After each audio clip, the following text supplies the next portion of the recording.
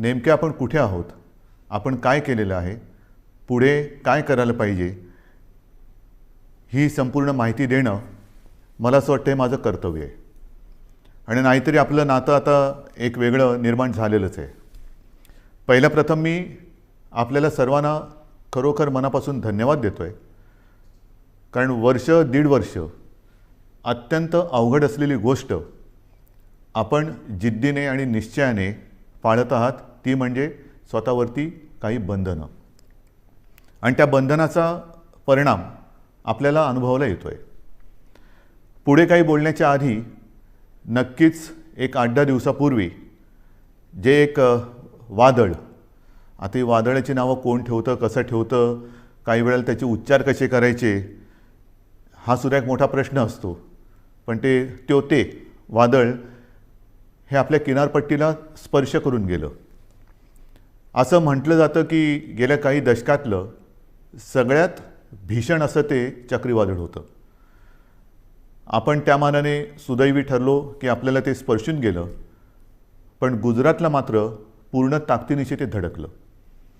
गेल्या वर्षी आपल्याला आठवते निसर्ग चक्रीवादळ आलं होतं, ते तर आपल्या रायगडमध्येच धडकलं होतं. ही आता एक नवीन दुष्टचक्र किंबहुना दुष्ट चक्रीवादळं अशी दरवर्षी आढळायला लागलेली आहेत. किंवा कुठे आदळतील, काय काय विध्वंस करतील सांगता येत नाही. आणि तो करत असताना मग आपली एक नाही म्हटलं तरी तारंबळ उडते. एक तर करोनाचं संकट, त्याच्यामध्ये हे वादळ, फार पंचायत असते. त्या संपूर्ण किनारपट्टीतल्या काही धोकादायक वस्त्या असतात त्यातील लोकांना हलवणं, बरं ते हलवताना कोविडचे नियम पाळणं, या सगळ्या फार गोष्टी विचित्र असतात. आणि त्याही परिस्थितीमध्ये आपल्या प्रशासनाने फार चांगलं काम केलेलं आहे. जनतेनेही चांगलं सहकार्य केलं आणि म्हणून आपण थोडक्यात निभावलो असं मी म्हणतो.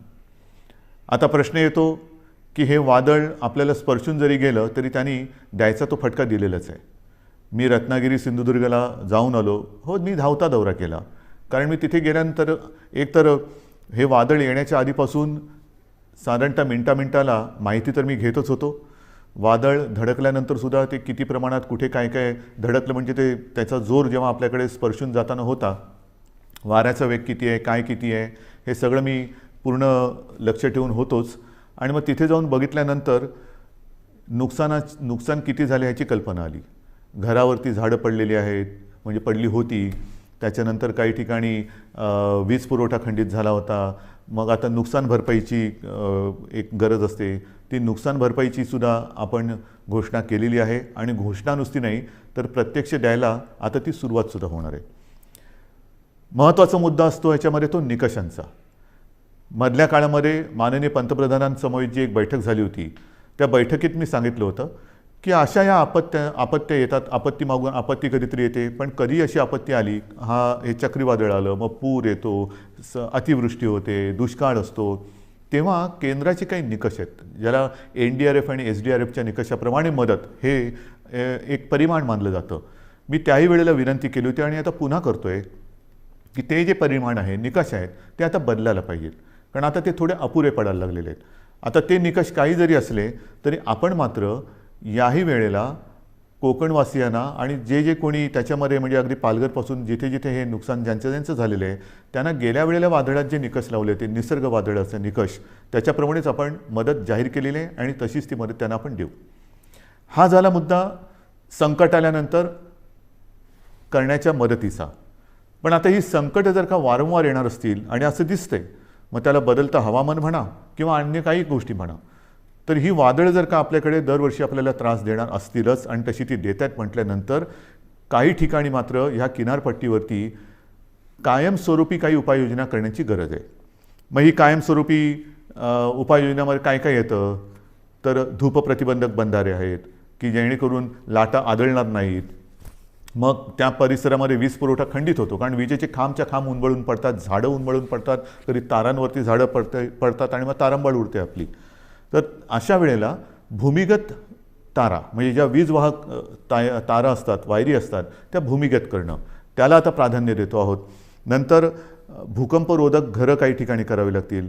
नंतर आपल्याला ह्या ज्या काही वस्त्या अचानक काही ठिकाणी हलवाव्या लागतात, ही बांधकामंसुद्धा कधी चांगली असतील कधी नसतील, तर पक्के निवारे हे बांधण्याची गरज आहे. पक्के निवारे, कारण काही होऊ शकतं. अशा वेळेला ह्या ज्या काही कायमस्वरूपी सोयी सुविधा आपल्याला करायच्या आहेत त्याच्याबद्दल आपण सुरुवात तर केलेली आहे, पण त्याही बाबतीत केंद्र सरकारशी आपण बोलतो आहोत आणि मला खात्री आहे की केंद्र सरकार लवकरच आपल्याला या बाबतीत नक्की मदत करेल. ही झाली गोष्ट ह्या चक्रीवादळाची, तोतेच ना त्या वादळाची. मग आपला जो मुद्दा आहे तो साहजिकच आहे. 1-1.5 वर्ष जी लढाई चालली ती कोरोना. या कोरोनाच्या लढाईमध्ये आपण आत्तापर्यंत काय काय केलेलं आहे हे पहिल्यांदा आपल्याला सांगतो. आपण ज्या काही घोषणा केल्या होत्या की कोणाला काय काय देणार, तर साधारणतः आपण कुठे आहोत, काय दिलेलं आत्तापर्यंत, तर अन्न सुरक्षा योजनेमध्ये जवळपास 2,74,000 मेट्रिक टन धान्याचे मोफत वितरण आपण केलेलं आहे. शिवभोजन थाळीमध्ये सुद्धा 54-55 लाख थाळ्या यांचं मोफत वितरण आत्तापर्यंत आपण केलेलं आहे. संजय गांधी निराधार, श्रावणबाळ, वृद्धापकाळ वेतन, विधवा निवृत्ती वेतन, दिव्यांग निवृत्ती यामध्ये जवळपास 850 कोटी कोटी रुपये लाभार्थ्यांच्या बँक खात्यामध्ये थेट जमा झालेले आहेत. 850 कोटी रुपये लाभार्थ्यांच्या खात्यात जमा झालेले आहेत. त्याच्यानंतर नोंदणीकृत बांधकाम कामगारांसाठी साधारणतः हे कामगार 10 लाखाच्या आसपास आहेत. त्यांना आपण 154 कोटी 95 लाख रुपयांचा निधी थेट त्यांच्या बँक खात्यात आपण जमा केलेला आहे. घरेलू कामगारांसाठी सुद्धा 34,42,000 रुपयांचा निधी हा जमा झालेला आहे त्यांच्या खात्यात. फेरीवाल्यांसाठी सुद्धा जवळपास ते अजून चालू आहे, ह्या सगळ्या गोष्टी अजून चालू आहेत. हे आत्तापर्यंत काय केले हे मी तुम्हाला सांगतोय. फेरीवाल्यांसाठी साधारणतः 52 कोटी रुपयांचा निधी आत्तापर्यंत आपण दिलेला आहे. आदिवासींसुद्धा आपण आत्तापर्यंत साधारणतः काही लाख रुपयांचा निधी त्यांच्या खात्यामध्ये जमा केलेला आहे, अजून तो चालू आहे. जिल्हाधिकारी यांना मी सुरुवातीला सांगितलं होतं की या काळामध्ये आपण 3300 म्हणजे 3,300 कोटी रुपयांचा निधी ह्या कोविड काळासाठी आपण त्यांच्यासाठी मंजूर केला होता, पण प्रत्यक्षात मात्र आत्तापर्यंत 3,865 कोटींचा निधी त्यांना आपण उपलब्ध करून दिलेला आहे. तर ह्या सगळ्या गोष्टी आपण ह्या संकटामध्ये सुद्धा न डगमगता पुढे करत चाललेलो आहोत की जेणेकरून आपलं राज्य, आपला महाराष्ट्र हा सुरक्षित राहायला पाहिजे आणि त्याचबरोबरीने त्याची आबाळसुद्धा होता कामा नये, गोरगरिबांची आबाळ होता कामा नये. याचं कारण आपल्याला सर्वांना माहिती आहे की निर्बंध लादल्यानंतर ते लादावे लागतात. फार त्याच्यासारखं वाईट काम असेल कोणतं असं मला वाटत नाही की लोकांवरती, जनतेवरती, आपल्या स्वतःच्या जनतेवरती निर्बंध लादणं. जी जनता आपल्यावरती प्रेम करते आहे, जी जनता आपल्याला आपलं मानते आहे, आपल्या घरातील एक मानते आहे, त्यांच्यावरती बंधनं लादणं यासारखं दुसरं कोणतेही कटू काम कोणाला करावं लागत असेल असं मला वाटत नाही. पण ते मला नाईलाजाने करावं लागते. आपल्या राज्याच्या आणि आपल्या सगळ्यांच्या जीवाच्या काळजीने आणि काळजीपोटी करावं लागते. बरं, तर ही त्याची तुम्हाला माहिती दिल्यानंतर साधारणतः आता काही जण असं म्हणत आहेत की आता लाट आहे ती खाली यायला लागलेली आहे, मग आता काय करणार, ही निर्बंध उठवणार का? तर याचीसुद्धा मला एक तुम्हाला माहिती देण्याची आवश्यकता वाटते की नेमकं आपण कुठे आहोत. एक गोष्ट नक्की की गेल्या वेळेला मी आपल्याशी बोललो होतो त्याच्यात आणि आत्तामध्ये खूप फरक पडलेला आहे, नक्कीच पडलेला आहे. म्हणजे जर आपण पाहिलं तर आत्ता साधारणतः आजची म्हणजे 30 मे आजची जी परिस्थिती आहे त्याच्यात आपल्याकडे आज 18,000च्या आसपास रुग्णसंख्या आहे सापडलेली. मात्र अजूनही जी रुग्णसंख्या आहे ती एक 2-5 दिवसापूर्वीचा जर का आकडा पाहिला तर गेल्या लाटेमध्ये जी एक सर्वोच्च, ज्याला आपण पीक म्हणतो, ती जी संख्या होती तिच्या बरोबरीत आहे. आता थोडीशी कमी होते आणि आपल्याला कल्पना आहे की त्यावेळेला जे शिखर आपण गाठलं होतं ते सणासुदीच्या नंतर गाठलं होतं. ह्यावेळेचं शिखर हे सणासुदीच्या आधी आलेलं आहे. म्हणजे सर्वोच्च म्हणजे जो उच्चांक आहे त्याचीसुद्धा तुम्हाला एक तुलनात्मक मी हे सांगणारच आहे. परंतु आत्ता जर बघितलं तर साधारणतः 17 ते 19 सप्टेंबर 2020च्या सुमारास आपल्या राज्यामध्ये 24,886 रुग्ण होते एका दिवसात सापडणारे. आता 26 मेची जर का आकडेवारी पाहिली तर त्या 26 मेला म्हणजे 4 दिवसापूर्वी साधारणतः 24,752 एवढे रुग्ण आपल्याला आत्ता 4 दिवसापूर्वी आढळलेले आहेत. हे 4 दिवसापूर्वीची गोष्ट आहे. आज साधारणतः ती 18,000पर्यंत आलेली आहे. अजून आता नवीन व्यवस्थित आकडे येतील. म्हणजेच काय की अजूनही आपण म्हणावं तेवढं खाली आलेलो नाही. गेल्या वेळेला जे एक सर्वोच्च जे पीक ज्याला म्हणतो आपण, जे गाठलं होतं आणि ते खालून वरती आलं होतं, यावेळेला ही जी संख्या आहे ती वरून खाली आलेली आहे. म्हणजे तीही आकडेवारी माझ्याकडे असणार, मी तुम्हाला देतो ती पण आकडेवारी. एक गोष्ट दिलासादायक नक्कीच आहे. बरं, त्याच्या आधी सक्रिय रुग्णसुद्धा सांगतो. सक्रिय रुग्ण त्या काळामध्ये साधारणतः 3,01,752 होते. 26 मेला आपल्याकडे सक्रिय रुग्ण 3,15,042 आहेत. म्हणजे बरोबरीमध्ये आत्ता आपण आलेलो आहोत गेल्या वेळेच्या उच्चांकावरती. एक मात्र मी जे सांगतो तुम्हाला दिलासादायक गोष्ट ती नक्कीच आहे की रुग्ण बरं होण्याचं जे प्रमाण आहे ते त्यावेळेला 78% होतं, यावेळेला या दिवसांमध्ये 92% आहे. म्हणजे ही नक्कीच दिलासा देणारी ही गोष्ट आहे.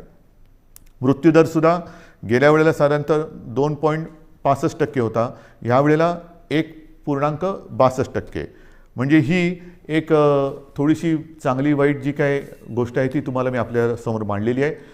एक गोष्ट लक्षात ठेवा, पुन्हा एकदा सांगतो की रुग्णसंख्या जरी कमी होत चाललेली असली तरी देखील गेल्या वेळेला सर्वोच्च जी रुग्णसंख्या होती तिच्या बरोबरीत आत्ता आपण आलेलो आहोत.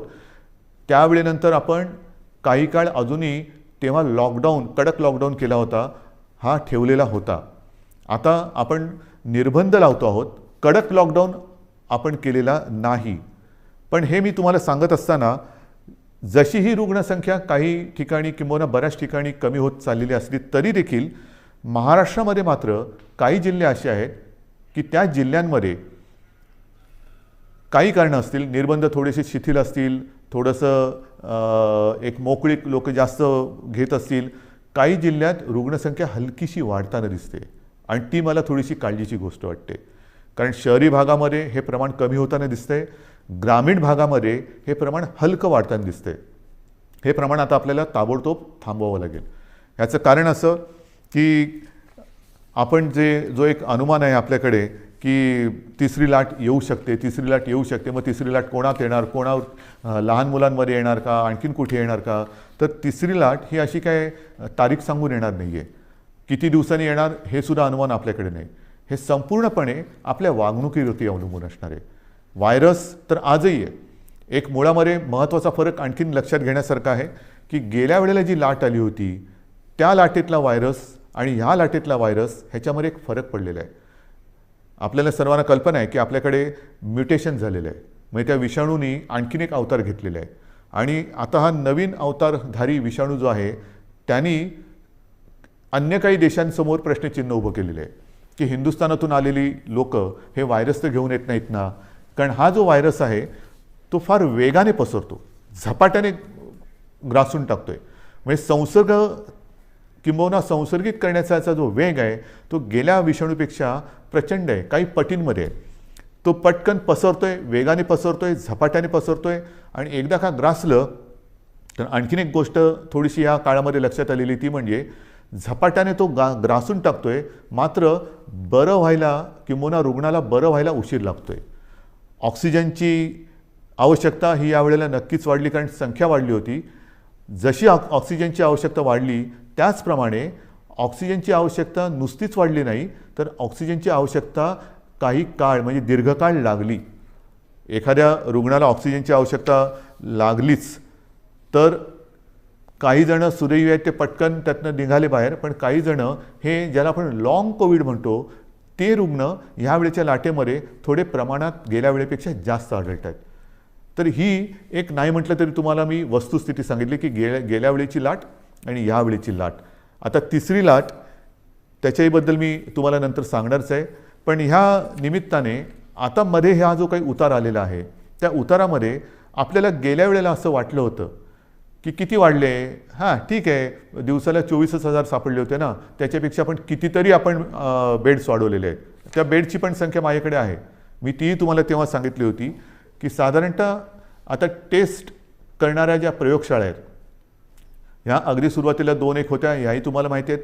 आता सुमारे 600च्या आसपास आपण प्रयोगशाळा संपूर्ण राज्यात, मग RT-PCR आहेत, रॅट आहेत, आणखीनही काही किट नवीन बाजारात येत आहेत, ही सगळी केंद्र किंवा प्रयोगशाळा पण चालू केलेली आहेत.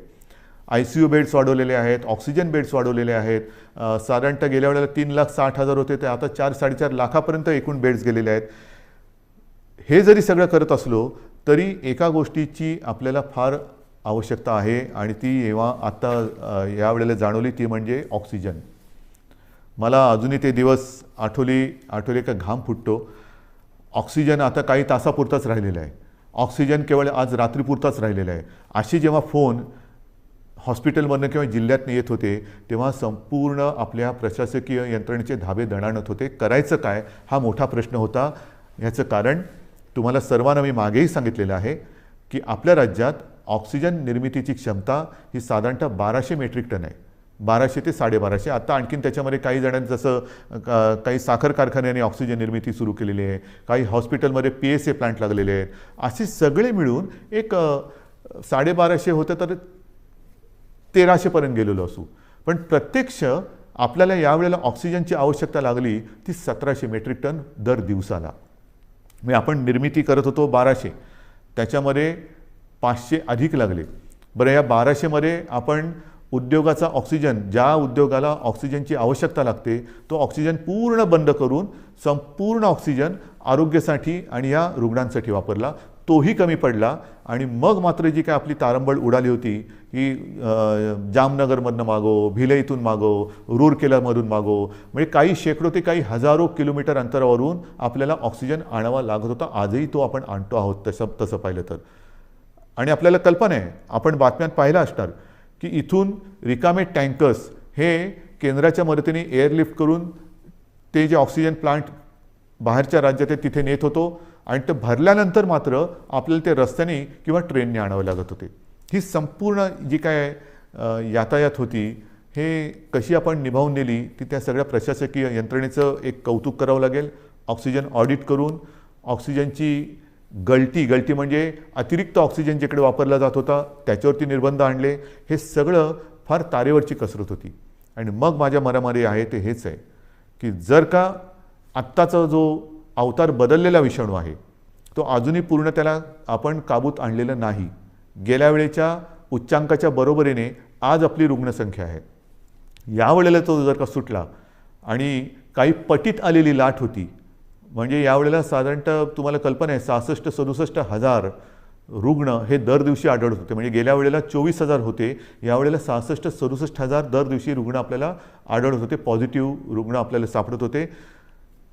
हा आता विषाणू जर का सुटला आणि पुन्हा तशा ह्याच्यात तिसरी लाट आली तर बाकी सगळं बेड्स वगैरे आपण वाढू, डॉक्टरची कमतरता ही तशीच असणार आहे. ऑक्सिजनची कमतरता पडली तर मग मात्र आपल्याला फार कठीण जाणार आहे. त्याच्यामुळे ह्या काही गोष्टी ह्या आपल्याला लक्षात घेऊन पुढची पावलं ही खूप सावधतेने टाकावी लागणार आहेत. बरं, हे कमी पडते की काय म्हणून ते आता नवीन आलेलं आहे म्युकॉरमायकोसिस, काळी फंगस. ही काळी जादू माहिती होती, काळी विद्या माहिती होती, आता काळी फंगस आलेली आहे. म्हणजे बुरशीसुद्धा, काळी बुरशी, म्युकॉरमायकोसिस. आता हा सुद्धा जो प्रकार आहे त्याच्यावरती सुद्धा आज साधारणतः आपल्या राज्यात 3-1 हजार रुग्ण त्याचे आहेत. ही काही साथ नाही आहे, पण त्याची कारणं ही सुद्धा आपल्या लक्षात आलेली आहे. आपल्या टास्क फोर्समध्ये त्यातले सुद्धा तज्ज्ञ डॉक्टर, मी गेल्या वेळेला सांगितलं आपल्या ठाण्याचे आशिष भूमकर, डॉक्टर आशिष भूमकर, त्यांचा समावेश केलेला आहे.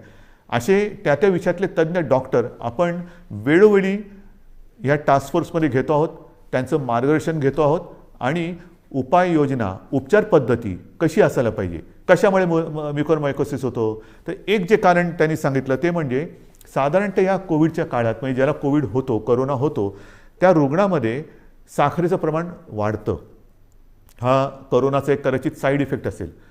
आणि साखरेचं प्रमाण वाढलं असताना जर जास्त प्रमाणात आणि जास्त काळासाठी स्टिरॉइड दिलं गेलं तर मात्र म्युकॉर तर हवेमध्ये आहे, ही फंगस तर हवेमध्ये आहे, तर त्याच्यामध्ये आपल्या रक्तात जे फ्री आयन तयार होतं ते त्याला आकर्षित करतं आणि तिथून म्युकॉरमायकोसिसला सुरुवात होते. मग हे कारण त्यांनी सांगितलं. आणखीन काही कारण आहे का, आणखीन काय करू शकतो, तर ह्या सगळ्या गोष्टी आपण डॉक्टरना सांगतो आहोत. याच्यामध्ये आणखीन एक गोष्ट नव्याने आपण केलेली आहे ती म्हणजे नवीन एक संकल्पना मी मांडली आणि तिला तर यश येते. माझा डॉक्टर. माझा डॉक्टर म्हणजे काय, आपल्याला सर्वांना माहिती आहे की आपल्या कुटुंबाला एक फॅमिली डॉक्टर असतो. काही सर्दी खोकला वगैरे काही झालं तरी आपण पटकन डॉक्टर मला जरा खोकला आलाय काय करू, डॉक्टर मला कालपासून असंच होते काय करू. हा माझा डॉक्टर हा एक असतो आणि ह्या डॉक्टरना आपल्या कुटुंबातील जवळपास सर्व सदस्यांच्या तब्येतीची एक माहिती असते. कोणाला कसली ॲलर्जी आहे, कोणाला काय होतं, काय औषध दिलं तर काय त्याला चालतं, काय दिलं तर चालत नाही. त्या डॉक्टरना मी आवाहन केलं. जवळपास काही हजार डॉक्टर म्हणजे सगळे जर का पकडले तर लाखाच्या आसपास डॉक्टर्स, त्यांच्याशी जसा मी आपल्याशी संवाद साधतोय तसा संवाद त्यांच्याबरोबर साधला आपल्यासोबतच्या तज्ज्ञ डॉक्टरांना घेऊन. आणि हे सगळे वाड्या वस्त्यांमधले डॉक्टर आहेत, पाड्यांमधले डॉक्टर आहेत, अगदी आपल्या गल्लीतले डॉक्टर असतील, आपल्या सोसायटीमधले डॉक्टर असतील. ह्या सगळ्या डॉक्टरना मी आता आवाहन केलं, त्यांनीसुद्धा प्रतिसाद दिलेला आहे. ह्याचं कारण असं की आता पावसाळा येतो आहे. पावसाळ्याचे साथीचे आजार ते तर आहेत आणि त्याच्यात करोना. तुम्हाला कल्पना आहे की लक्षणं तीच आहेत. सर्दी खोकला ताप घसा बसणं घसा दुखणं इतर पोट बिघडणं. आता हा नेमका रुग्ण ओळखणं हे फार मोठं काम आहे. कोविड आणि नॉन कोविड पहिल्यांदा आपण कोणाकडे जातो, माझ्या डॉक्टरकडे, आपला डॉक्टर. आणि ह्या डॉक्टरची भूमिका आहे फार मोलाची आहे. कारण दोन गोष्टी आपल्याला आढळल्या की काही म्हणजे 70-75% कोविडग्रस्तांना कोणतीही लक्षणं नसतात. चांगली गोष्ट आहे. आणि तरी देखील कोविड पॉझिटिव्ह आहे म्हणून घाबरून अशी लोक हॉस्पिटलमध्ये जातात. मग आपण असं म्हणतो की अरे ह्यांना खरंच काही गरज नाही आहे. काही वेळेला तर कसल्या औषधाची गरज नसते. काही लोक असेच बरे होतात. पण ती लोक असे रुग्ण हॉस्पिटलमध्ये बेड्स घेऊन बसतात आणि ज्यांना गरज असते त्यांना बेड्स मिळत नाहीत. मग आपण त्यांना विनंती करतो की ताई दादा कोणी असतील काका तुम्हाला हॉस्पिटलमध्ये राहण्याची गरज नाही हो, तुम्ही घरच्या घरी जर शक्य असेल तर विलगीकरणात राहा की जेणेकरून तुमच्या कुटुंबियांना कोरोनाचा त्रास होणार नाही. पण जर का नसेल तर मग आपलं सरकारी जी काही क्वारंटाईनची सोय केलेली आहे त्याच्यामध्ये राहा. मात्र हॉस्पिटलमध्ये तुम्हाला राहण्याची गरज नाही. मग हे एका बाजूला असताना दुसऱ्या बाजूला आपण काही वेळेला म्हणतो की अरे मृत्यूदराचं काय, मृत्यूदर कसा कमी करायचा. मग त्याचं कारण असं येतं की रुग्ण उशिरा हॉस्पिटलमध्ये आला, घरच्या घरी त्याने अंगावर काढलं, दुर्लक्ष केलं, आला तो सिरियस झाला होता, त्याला पण वाचू शकलो नाही. आणि मग तिथे ही महत्त्वाची भूमिका ही ह्या कुटुंबाच्या डॉक्टरनी करायचं आहे, माझ्या डॉक्टरनी, की हे नेमकं ओळखायचं कसं. त्याला औषधं देताना कोणती औषधं द्यायची, कोणाला कोणती औषधं देण्याची गरज आहे, अनावश्यक अनाठई आणि औषधांचा अतिरेक टाळा हे सर्व तज्ज्ञ डॉक्टरांचं म्हणणं आहे. कारण नसताना औषधं देऊ नका, आवश्यकतेनुसारच औषधं द्या. स्टिरॉइड कोणाला द्यायचं, किती प्रमाणात द्यायचं हे नीट ठरवून द्या. आणि घरी किंवा आपल्या विलगीकरण कक्षामध्ये सरकारच्या किंवा महापालिकांच्या एखादा रुग्ण जर का उपचार घेत असेल तर त्याला नेमकी कोणती लक्षणं आहेत की ते लक्षण दिसल्याबरोबर त्याला हॉस्पिटलमध्ये आणलं पाहिजे की जेणेकरून त्याला हॉस्पिटलमध्ये यायला उशीर होणार नाही आणि त्याचा जीव आपण वाचू शकू. तर ह्या महत्त्वाच्या गोष्टी या फॅमिली डॉक्टरनी करायच्या आहेत. एकतर कोविड नॉन कोविड ओळखणं हे फार महत्त्वाचं आहे. ते ओळखल्यानंतर कोविड रुग्ण असेल त्याच्या घरामध्ये विलगीकरणाची सोय नसेल तर त्याला सांगितलं पाहिजे की तू कोविडग्रस्त आहेस, तू या इकडे राहा. आणि मग त्याला औषधं देण्याची जबाबदारी आणि हे लक्षणं ओळखण्याची एक जबाबदारी ही या डॉक्टरने करायची. आणि मला खात्री आहे की ज्या पद्धतीने या सर्व डॉक्टरांनी प्रतिसाद दिलेला आहे तो प्रतिसाद पाहिल्यानंतर कोविडचं युद्ध आपण नक्कीच जिंकू शकतो. आता तिसरी लाट ही जी काही येणार म्हणतो आहोत, काही जणांचं म्हणणं असं आहे की जर का वयाप्रमाणे म्हटलं तर पहिली लाट ही ज्येष्ठ नागरिकांमध्ये आली, दुसरी लाट ही युवा ते मध्यम वयीन नागरिकांमध्ये आली, तर वयोमानाप्रमाणे म्हटलं तर कदाचित तिसरी लाट ही बालकांमध्ये येऊ शकेल. आणि मग काय करायचं. काही जणांचं म्हणणं आहे की तसं बालकांमध्ये येण्याचं कारण नाही, पण आली तरी घाबरण्याचं कारण नाही आहे, कारण बालकांमध्ये मुळामध्येच रोगप्रतिकारक शक्ती ही आपल्यापेक्षा जास्त असते. मात्र एक गोष्ट लक्षात घ्या की लहान मुलांमध्ये साथ ही येणार नाही, येऊ नये, येणारच नाही ही माझी प्रार्थना आहे. पण ती आलीच तर ती आपल्याच माध्यमातून येणार आहे. जशी आपण एक काळजी घेत होतो की आपल्यामुळे आपल्या घरातील ज्येष्ठांना ह्याचा संसर्ग होऊ नये, तशीच काळजी आता आपण घ्यायला पाहिजे की आपल्यामुळे आपल्या घरातील लहान मुलांना ह्याचा संसर्ग होता कामा नये. तर ही जर का काळजी आपण घेतली तर मला असं वाटतं आपण आपल्या बालकांना आणि आपल्या घराला सुरक्षित ठेवू शकतो. पण तरी देखील ही शक्यता लक्षात घेऊन महाराष्ट्रातल्या तज्ज्ञ बालरोग तज्ज्ञांचा सुद्धा मी टास्क फोर्स म्हणजे कृती दल तयार केलेले आहे. डॉक्टर सुहास प्रभू हे त्यांच्या अध्यक्षतेखाली ही मी कृती समिती किंवा कृती दल तयार केलेलं आहे. त्यांच्याबरोबर सुद्धा माझ्या चर्चा सुरू आहेत. महाराष्ट्रातील सगळ्या बालरोग तज्ज्ञांची सुद्धा एक बैठक घेऊन झालेली आहे. त्यात सुद्धा काही हजार बालरोगतज्ञ हे सामील झालेले आहेत. संपूर्ण सज्जता ही प्रत्येक जिल्ह्यात आपण करतो आहोत. कुठेही सरकार म्हणून आपण कमी पडत नाही आहोत. सगळ्या सोयी सुविधा ज्या ज्या काही करण्याच्या गोष्टी आहेत त्या आपण करतो आहोत. मग महत्त्वाचा आणखीन एक प्रश्न येतो, तो म्हणजे लसीकरण. याची सुद्धा मी तुम्हाला कल्पना दिलेली आहे की साधारणतः 45 वरील वयोगटातील नागरिकांच्या लसीकरणाची जबाबदारी ही केंद्राने घेतलेली आहे. मात्र 18 ते 44 ह्या वयोगटातील नागरिकांची लसीकरणाची जबाबदारी ही राज्याने घ्यायची आहे आणि आपलं राज्य समर्थ आहे.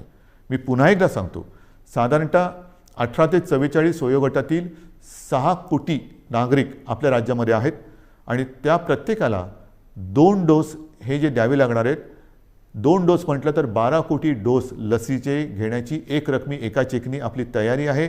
आणि जसजसा पुरवठा वाढेल तसतशी आपण लसीकरणाची प्रक्रियासुद्धा वेगात करू, क्षमता अधिक वाढू, 24 तास आपण ती चालू ठेवू आणि लवकरात लवकर या वयोगटातील नागरिक आपण सुरक्षित करू. मात्र त्याला एक मर्यादा आहे. आपली क्षमता आहे पण त्याला एक मर्यादा आहे. क्षमता मी सांगितली, मर्यादा साहजिकच आहे. लसीकरणासाठी लागणारी लस आणि त्याची उत्पादन क्षमता, अजूनही उत्पादन क्षमता आपल्याकडे ज्या लसी निर्माण होत आहेत त्यांची तेवढी झालेली नाही. जे काय मला सांगितलं गेलं होतं त्याच्याप्रमाणे जून महिन्यापासून या पुरवठ्यामध्ये वाढ होईल आणि तो पुरवठा सुरळीत होईल असं मला साधारणतः मे महिन्यात सांगितलं गेलं होतं. मे तर आता संपलेला आहे. आपल्याला लस नाही म्हटलं तरी प्रमाण हळूहळू वाढतं आहे. जसजसं हे प्रमाण वाढेल तसतसं आपण आपल्या या लसीकरणाचा वेगसुद्धा वाढवणार आहोत. आता या महिन्यामध्ये जेवढ्या लसी येतील त्या जास्तीत जास्त लसी आपण घेणार आहोत आणि तेवढ्या सर्व नागरिकांना आपण सुरक्षित करणार आहोत. आजपर्यंत साधारणतः 2 कोटीच्या वर म्हणजे 2.25 कोटी नागरिकांचं आपण लसीकरण केलेलं आहे. म्हणजे 12 कोटी जनतेत साधारणतः 2.25 कोटी नागरिकांना आपण लसीकरण केलेलं आहे. दुसरा डोस, पहिला डोस मधल्या काळामध्ये थोडीशी पंचायत झाली होती पण ती सुद्धा आपण करतोय, कारण ज्यांना पहिला डोस दिला त्यांच्यासाठी दुसरा डोस उपलब्ध नव्हता. मग आपण ते थोडंसं सांभाळून घेतलं आणि त्याकरता मधल्या काळात आपल्याला 18 ते 44 या वयोगटातील नागरिकांचं लसीकरण थोडा काळ स्थगित करावं लागलं होतं. लवकरच ते पुन्हा जोमाने आपण सुरू करणार आहोत. तर ही एक लसीकरणाची परिस्थिती आहे. उच्च शिक्षणासाठी जे परदेशी जाऊ इच्छितात त्या विद्यार्थ्यांसाठी सुद्धा आपण लसीकरणासाठी एक वेगळी सोय केलेली आहे, कारण त्यांचं टाईम टेबल हे वेगळं आहे. तिथल्या टाईम टेबलप्रमाणे तिथे त्यांना जर का पोचायचं असेल तर त्यांच्यासाठी सुद्धा आपण ती तशी सोय केलेली आहे. तर ह्या एक एक गोष्टी मी तुम्हाला सांगत जातो आहे. आता नेमकं असं आहे की ह्या सगळ्या गोष्टी चालू असताना विषय येतो तो आपला शिक्षणाचा, कारण शिक्षण हा सुद्धा एक महत्त्वाचा घटक आहे. याही बाबतीत आपल्याला कल्पना आहे की 10वीच्या परीक्षांच्या बाबतीत आपण निर्णय घेतलेला आहे की यावर्षी 10वीच्या परीक्षा न घेता त्याच्यासाठी सुद्धा आपण एक मूल्यांकन करून 10वीच्या विद्यार्थ्यांना आपण त्याप्रमाणे पास करणार आहोत. 10वीचा तर निर्णय घेतला, 12वीचं काय करणार? कारण 12वीचा सुद्धा निर्णय घ्यावा लागेल. तर 12वीच्या बाबतीत सुद्धा आपण एक आढावा घेतो आहोत. त्याच्या बाबतीत सुद्धा एक पद्धत काय ठरवता येईल ती सुद्धा आपण ठरवून लवकरात लवकर हाही निर्णय आपण घेणार आहोत. पण मला एक गोष्ट अशी वाटते की जशी 12वीची परीक्षा आहे की ज्या 12वीच्या परीक्षेवरती पुढचं शिक्षण अवलंबून असतं, मग नीटची परीक्षा असेल, इंजिनिअरिंगची असेल, आणखीन कसली असेल, इतर राज्यात जाऊन शिकण्याची वेळ येते, तर त्याकरता थोडं एक केंद्राने सुद्धा धोरण ठरवायला पाहिजे. ही परिस्थिती संपूर्ण देश नव्हे जग ग्रासून टाकणारी ही परिस्थिती आहे. 100 वर्षापूर्वी अशी परिस्थिती आली होती आणि त्याच्यानंतर ही परिस्थिती जिला आपण तोंड देत आहोत. तर ज्या परीक्षांचं महत्त्व इतर पुढच्या आयुष्यावरती परिणाम करणारं आहे, भवितव्य त्याच्यावरती अवलंबून आहे. मी माननीय पंतप्रधानांना गेल्या वर्षी एक विनंती केली होती, तीच आज आपल्या माध्यमातून करतोय. कदाचित मी पत्र पण लिहायचे असेल तर पत्र लिहीन, बोलायची आवश्यकता असेल तर बोलीनसुद्धा, की काही वेळेला हे जे निर्णय आहेत ते सर्व देशासाठी त्याचं एक धोरण असलं पाहिजे की 12वीची परीक्षा काय करायला पाहिजे, आणखीन काही परीक्षा असतील, तर देशात त्याचा जर का एक पडसाद उमटणार असतील तर देशासाठी एक धोरण असायला पाहिजे. शैक्षणिक धोरण हे एक असायला पाहिजे. हा निर्णय हा केंद्राने एक घ्यायला पाहिजे. केंद्राने एक थोडंसं आम्हाला मार्गदर्शन करायला पाहिजे. 10वीचा निर्णय आम्ही घेतला, 12वीचं पण आम्ही घेणार आहोत, पण तो निर्णय देशभर सारखा पाहिजे. नाहीतर एखाद्या राज्यामध्ये समजा ही परिस्थिती आटोक्यात असली तर तिकडे परीक्षा होते, एखाद्या राज्यामध्ये परिस्थिती आटोक्याच्या बाहेर असेल तर परीक्षा होणार नाही. विद्यार्थ्यांचं नेमकं भवितव्य काय, तर त्याच्यात सुद्धा एक समानता असली पाहिजे. ठीक आहे, काही वेळेला राज्यांच्या परिस्थितीनुसार, जसं मी तुम्हाला सांगितलं की आजसुद्धा आपल्या राज्यामध्ये काही जिल्ह्यामध्ये परिस्थिती कोविडची आपण काबूत आणलेली आहे, काही मात्र ठिकाणी थोडीशी अजूनही वाढते आहे. असं काही राज्यांमध्ये आहे. काही राज्यांची परिस्थिती चांगली आहे, काही राज्यांमध्ये अजूनही वाढते, काही राज्य तसे स्थिर आहेत. तर धोरण मात्र एक असायला पाहिजे. आणि मी माननीय पंतप्रधानांना एकदा पुन्हा विनंती करणार आहे. पण त्याचबरोबरीने या गोष्टी ज्या आपण बघतो आहोत की साधारणतः लाटांमागून लाटा येत आहेत, मग काय करायचं? ऑफिसच्या बाबतीत जसं मी म्हटलं की वर्क फ्रॉम होम, तसंच शिक्षणाच्या बाबतीत सुद्धा काही क्रांतिकारक निर्णय आपल्याला घेण्याची गरज आहे. की काय करता येईल, अजूनही हे नेटवर्किंग कसं करता येईल, केबलिंग कसं करता येईल, की मुलांनासुद्धा जर का हा लॉकडाऊन किंवा कोविड अजून काही महिने काही काळ चालला, आपल्याला असं वाटलं होतं की 2020 हे वर्ष कोविडग्रस्त म्हणून होईल आणि 21मध्ये सगळी दारं उघडतील, तर झालं भलतंच. 20पेक्षा अधिक मोठ्या प्रमाणावरती लाट आली आणि ती लाट आल्यानंतर सणासुदीला अजून सुरुवात व्हायची, त्याच्या आधी ही मोठी लाट आली. पुढे कसं जायचं हा एक प्रश्न आहे. तो प्रश्न सोडवताना शिक्षणाचा प्रश्न कसा सोडवायचा, शिक्षण चालू राहिलं पाहिजे, तर त्याच्यासाठी शिक्षणामध्ये सुद्धा काही क्रांतिकारक निर्णय घेण्याची आवश्यकता आहे. आणि त्याही बाबतीमध्ये आपण निर्णय घेत आहोत, काही योजना तयार करतो आहोत. वर्क फ्रॉम होमसारखं शिक्षण कसं करता येईल, ऑनलाईन काय करता येईल का, या सगळ्या गोष्टी आपण बघतो आहोत की जेणेकरून आपल्याला त्याच्यात त्रास होणार नाही. जसं मी तुम्हाला सांगितलं की तिसऱ्या लाटेची तयारी करताना मी गेल्या महिन्यामध्ये काही उद्योगपतींची बैठक घेतली होती, याही आठवड्यात मी घेणार आहे. की लॉकडाऊनसारखी परिस्थिती निर्माण झाली तरी देखील अर्थचक्र फिरलं पाहिजे. आणि अर्थचक्र फिरण्यासाठी उद्योगधंद्यांनी काय करायला पाहिजे, कामगारांची व्यवस्था कशी केली पाहिजे, ह्या जशा काही गोष्टी करायच्या आहेत तशाच काही गोष्टी आपल्याला शिक्षणासाठी सुद्धा कराव्या लागणार आहेत. आणि ह्या सगळ्या गोष्टी करत असताना आपल्याला सर्व काही हळूवारपणाने पूर्वपदावरती आणावंच लागेल. एक एक एक एक गोष्ट नाही तर प्रत्येक वेळेला कोरोना वाढला की लॉकडाऊन करा, कोरोना कमी झाला की कुलूप उघडा, म्हणजे मला फक्त तेवढंच एक चावीवाल्याची भूमिका करावी लागली. अशी एकदा चावी फिरवा, अशी एकदा चावी फिरवा, हे काय काम आवडणारं काम नाही आहे. आपल्याला कोविडसोबत राहायचं नाही तर कोविडवरती मात करायची आहे. आणि म्हणून मला असं वाटतं की काही गोष्टी ह्या आता आपल्याला जाणीवपूर्वक कराव्या लागतील. मधल्या काळामध्ये एक थोडीशी शिथिलता आणण्याचा आपण प्रयत्न केला. ती शिथिलता, त्याचे दुष्परिणाम ते सुद्धा आपण बघितलेले आहेत. आणि मग काही गोष्टी ह्या आपल्याला अंगीकाराव्याच लागतील. ज्या 3 गोष्टी सातत्याने सांगतो, मास्क वापरा, हात धुवा, अंतर ठेवा, त्याबरोबरीने आपल्याला काही मोहिमा, जसं माझे कुटुंब माझी जबाबदारी, ही मोहीम आपण राबवली, यशस्वीपणाने राबवली, त्याचाही चांगला परिणाम आपल्याला मिळाला. आता पुढे काय करायचं? मला असं वाटतं जर का आपण ठरवलं, आणि आपण ठरवू शकतो, हे जे काही आपण नियंत्रण आजसुद्धा दुसऱ्या लाटेवरती आपण आणलेलं आहे. आज सर्वत्र देशात आणि परदेशात सुद्धा महाराष्ट्राचं कौतुक होते, महाराष्ट्र सरकारचं कौतुक होते. पण हे कौतुक केवळ सरकारचं नाही तर आपलं आहे, मायबाप जनतेचं आहे. सरकार काय करणार? सरकार नियम लावेल, सरकार बंधनं टाकेल, पण जनतेने जर का सहकार्य नाही केलं तर कोणतेही सरकार यशस्वी होऊ शकत नाही. तर आत्ताचं हे नियंत्रण आहे, आत्ताचं जे काही नाही म्हटलं तरी आपण, मी यश अजून म्हणत नाही पण नियंत्रणच म्हणू, हे संपूर्णपणे आपलं श्रेय आहे, माझ्या माता भगिनींचं आणि बांधवांचं श्रेय आहे. आपण सहकार्य केलं नसतं तर कोविडचा लढा आज दुसऱ्या वेळेला आपण काबूत आणू शकलो नसतो. अजून तो संपलेला नाही, पण मला खात्री आहे तुम्ही जिद्दी आहात, तुम्ही लढवई आहात. तुम्ही एकदा जर का मनात आणलं तर ते तुम्ही करू शकता. आणि म्हणून मी तुम्हाला एक गोष्ट आणखीन सांगणार आहे की जसं माझे कुटुंब माझी जबाबदारी आपण एक मोहीम राबवली, मी जबाबदारी मोहीम राबवली, तसं जर का प्रत्येकाने ठरवलं, कारण मी आपल्याला बोललोच की आता शहरी भाग आणि ग्रामीण भागामध्ये ही लाट वाढते आहे. लाट म्हणजे थोडीशी रुग्णवाढ होते. शहरांमध्ये आता नाही म्हटलं तरी बऱ्यापैकी नियंत्रणात आहे.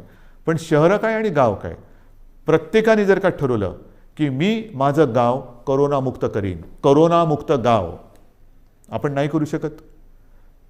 करोनामुक्त गाव जर प्रत्येक नागरिकाने जर ठरवलं की माझं घर मी करोनामुक्त ठेवीन, माझं घर करोनामुक्त, सगळ्यांनी ठरवलं माझं घर करोनामुक्त, तर ती वस्ती करोनामुक्त झाली.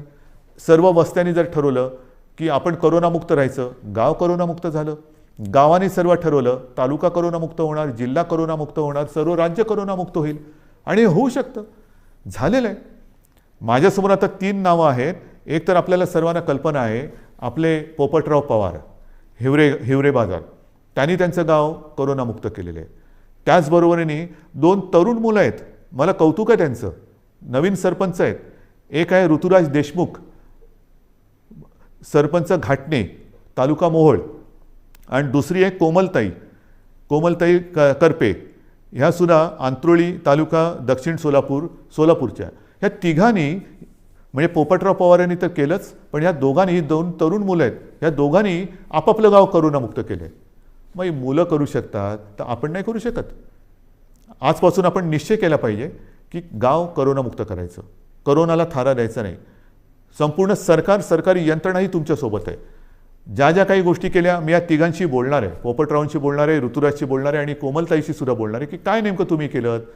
आणि जर शक्य असेल तर मी एकदा जसं मी आज तुमच्याशी बोलतोय फेसबुकवरनं, तसं या तिघांनाही तुमच्याशी बोलायला लावणार आहे. मी आपल्या राज्यातल्या सर्व सरपंचांना सांगतोय की या 2 सरपंचांनी जर त्यांचं गाव करोनामुक्त करू शकले तर आपण आपलं गाव का नाही करोनामुक्त करू शकत.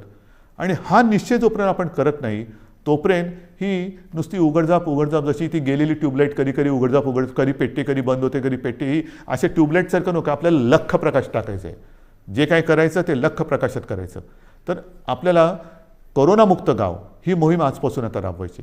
माझं घर करोनामुक्त पाहिजे, माझी वस्ती करोनामुक्त पाहिजे, माझं गाव करोनामुक्त पाहिजे, जिल्हा करोनामुक्त पाहिजे, आणि सर्व जिल्हे करोनामुक्त झालं तर माझा महाराष्ट्र करोनामुक्त होणार आहे. आणि मग महाराष्ट्राचं उदाहरण इतर राज्यांनी घेतलं तर देश करोनामुक्त होणार आहे.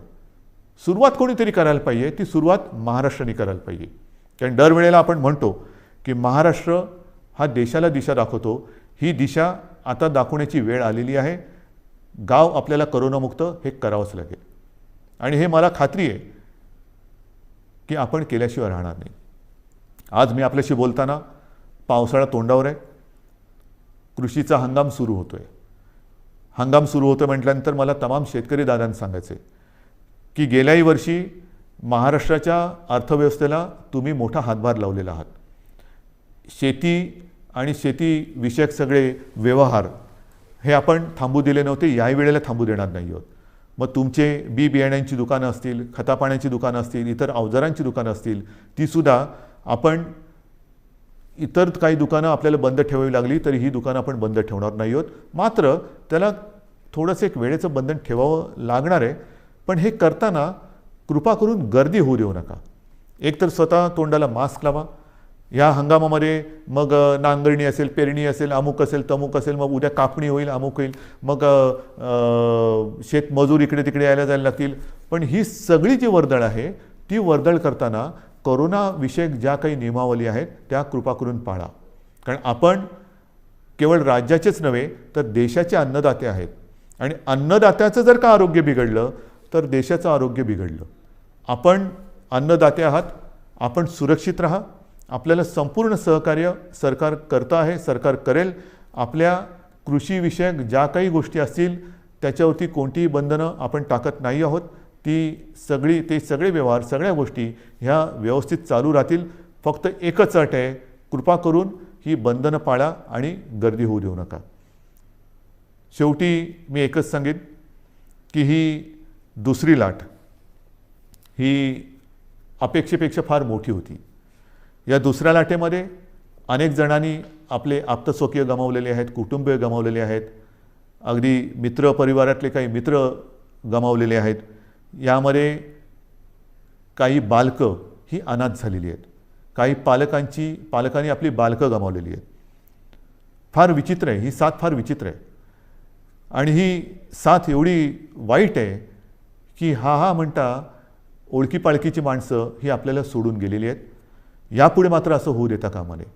जी बालकं दुर्दैवाने अनाथ झालेली आहेत त्या बालकांसाठी केंद्र सरकारने एक योजना जाहीर केलेली आहेच, पण तरी देखील आपलं राज्य सरकारसुद्धा एक योजना करते आहे. कोणत्याही परिस्थितीत दुर्दैवाने ह्या बालकांचे पालक जरी त्यांनी गमावलेले असतील तरी त्यांचं पालकत्व हे सरकार घेईल. त्यांची आयुष्यातील वाटचाल ही मात्र आम्ही पोरकी होऊ देणार नाही, अनाथ होऊ देणार नाही. ह्या अनाथ बालकांना जिथे जिथे शक्य असेल तिथे तिथे सर्व पावलोपावली परोपदी सरकार समर्थपणाने त्यांना साथ देईल. शिक्षण असेल, इतर काही असेल, राहण्याची गोष्ट असेल, काही असेल, ही योजना आम्ही आता तयार करतो आहोत आणि ती योजनासुद्धा आपण लवकरच जाहीर करून त्याची अंमलबजावणी करू. बांधवांनो, भगिनींनो आणि मातांनो, दुसऱ्या लाटेवरती आपण नियंत्रण आणतो आहोत. मात्र हे नियंत्रण आणत असताना काही जण कदाचित कुरबुर करतील, कारण अजून नाईलाजाने आपल्याला हे निर्बंध पुढचे 15 दिवस वाढवावे लागत आहेत. हे वाढवल्यानंतर म्हणजे 15 जूनपर्यंत हे वाढवावे लागतच आहेत. नुसते निर्बंध वाढवत नाही आहोत, तर आता आपण जिल्ह्यानुसार आढावा घेऊन काही जिल्ह्यात हे निर्बंध कदाचित कडक करावे लागतील, काही जिल्ह्यात कदाचित हे निर्बंध थोडेफार आपण शिथिल करू शकू. पण ह्या शिथिलतेचा अर्थ सर्व काही संकट गेले असं समजू नका. गेल्या वेळेला पहिल्या आणि दुसऱ्या लाटेच्या मधला जो काळ होता त्याच्यामध्ये मोर्चे, समारंभ, इतर काही गोष्टी, लग्नसराई हे आपण फार मोठ्या प्रमाणावरती नाही म्हटलं तरी झालं. ग्रामपंचायतीच्या निवडणुका झाल्या आणि नंतर मात्र ती दुसरी लाट अपेक्षेपेक्षा काही पटीत जास्त आली. आता हळूहळू काही लोक तयार सुरू होतील की हे उघडा, ते उघडा, अमुक नाही केलं तर आम्ही रस्त्यावरती उतरू, मग आम्ही करोना बिरोना काय बघणार नाही, हे उघडलं नाही तर आम्ही तसं करू. त्यांना मी सांगतोय, कृपा करून तुम्ही ह्या गोष्टी अशा करू नका.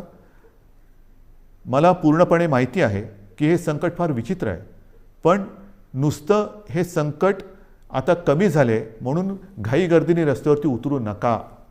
कारण जर का रस्त्यावरती उतरणार असाल तर मी म्हणेन कोरोना योद्धे म्हणून उतरा, कोरोना दूत म्हणून उतरू नका.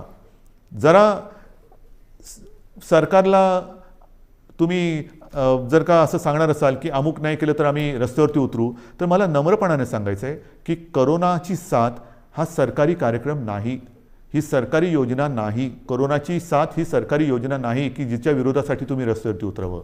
तर तो जर का आपला गैरसमज असेल तर तो कृपा करून आपल्या मनातून काढून टाका. तो जर का आपला संभ्रम असेल तर मनातून काढून टाका. दुर्दैवाने आपल्या आजूबाजूला बघा, ज्या घरामध्ये काही बालकं अनाथ झालेत, काही पालकांची मुलं गेलेली आहेत, हे निर्बंध तर आपण उठवणार आहोतच, पण निर्बंध उठवल्यानंतर सुद्धा घरातील कर्ता गमावलेला आहे त्या कुटुंबाकडे सुद्धा आपल्याला लक्ष द्यावं लागणार आहे.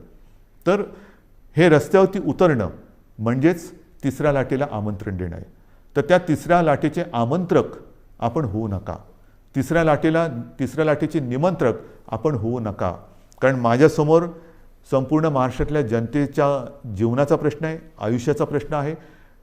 मी पुन्हा एकदा सांगतो, हे निर्बंध लादणं यासारखं कटू काम दुसरं कोणतं असूच शकत नाही. पण मात्र हे आपल्या आरोग्यव्यवस्थेचं प्रमाण बघून आपल्याला या गोष्टी कराव्या लागतात.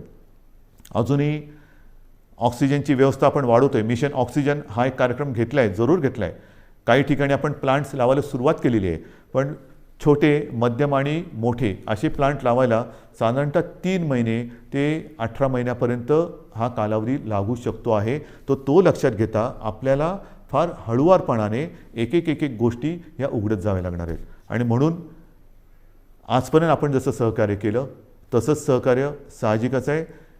हे आपल्यासाठी, आपल्या प्रियजनांसाठी, आपल्या मित्रपरिवारासाठी, आप्तसोक्यांसाठी हे मला अपेक्षित आहे. मी अधिक नुसतं निर्बंध लादायचे म्हणून लादणाऱ्यातला नाही, हे पुन्हा एकदा नम्रपणाने सांगतो.